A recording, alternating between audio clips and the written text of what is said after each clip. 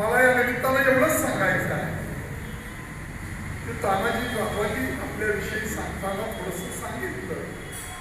पुस्तक प्रकाशन, नीती या सगळ्या बाबी ते अतिशय चांगल्या पद्धतीने करतात.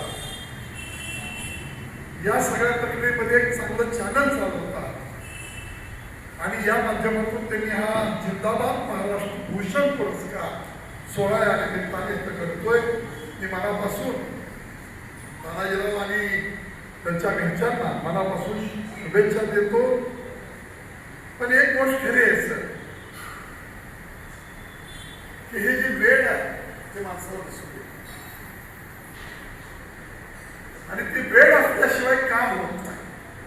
त्यामुळं तानाजीरावांना याचं वेळ आहे, त्याच्यासाठी समर्पित होण्याची भावना आहे आणि समर्पित होऊन पत्रकारिता करण्याची भूमिका त्यांची आपण सगळी मंडळी पाहतोय. पुन्हा एकदा तानाजीराव तुम्हाला आणि तुमच्या बरोबर काम करणाऱ्या सगळ्यांना, आमचे रोखडी तुमचे उपसंपादक आहेत त्यांनाही शुभेच्छा देतो.